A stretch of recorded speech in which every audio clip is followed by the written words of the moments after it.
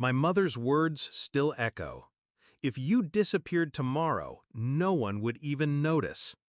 The laughter that followed stung sharper than the heat of the grill that day. My sister smirked, my father chuckled, cousins avoided my eyes. I didn't laugh. I lifted my hot dog like a glass and whispered, "Challenge accepted." They thought it was a joke. It wasn't. I used to believe family meant safety. As a child, I chased my mother's approval the way stray dogs chase scraps, desperate, grateful for crumbs. She gave me none. My sister got the praise, my father got the meals, and I got silence. Invisible, unless they needed someone to mock. I told myself it would change, that if I worked harder, if I smiled longer, if I bent myself small enough, one day she'd look at me with the same warmth she reserved for my sister's daughter. But the truth came out that afternoon with a bite of charred beef and a cruel smirk. I was unwanted. And once I accepted that, I stopped begging for scraps. That night, I disappeared. Not into death, into strategy.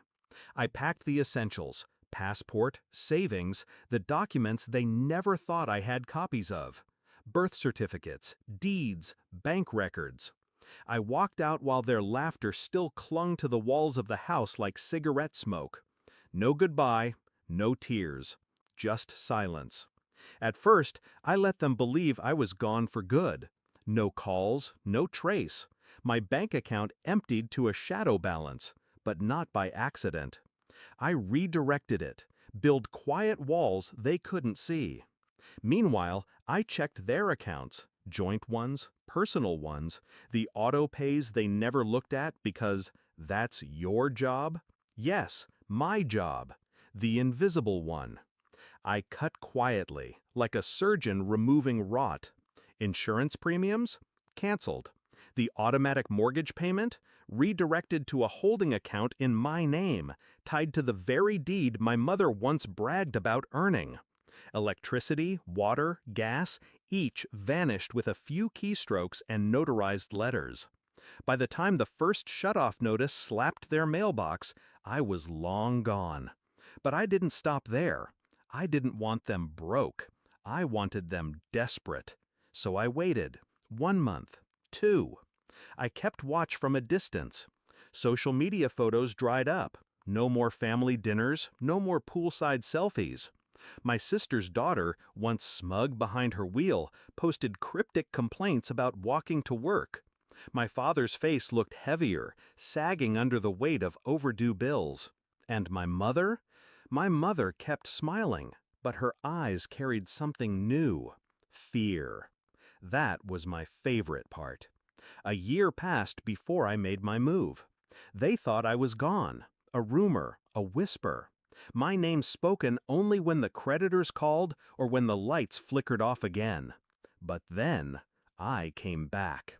Not through their door, through their mailbox, through their email, through the knock of a lawyer they couldn't afford to ignore. See, what they forgot is that the house wasn't theirs. Not fully. Years ago, when they begged me to co-sign during my sister's financial fiasco, they said it was just paperwork. I was young, stupid, and eager to be included. I signed. They forgot. So when my lawyer sent the eviction notice, citing defaulted payments and joint ownership rights, the panic set in. That's when the phone call came. My mother's voice was weaker than I remembered. "You wouldn't do this to your family?" I almost laughed. "Family? You're right," I said calmly. "I wouldn't." Then I hung up. The day of the eviction, I stood across the street, watching. A sheriff's deputy posted the notice on their beloved red door.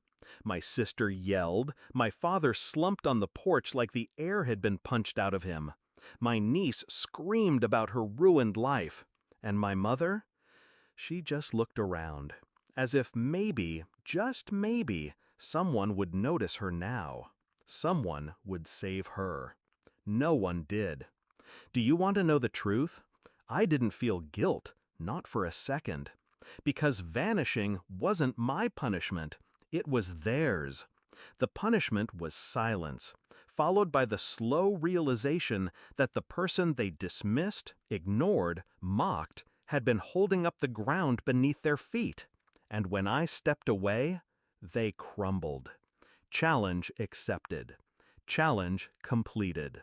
And as I watched them lock the last box into the back of a borrowed truck, I finally felt something I'd been denied all my life: peace.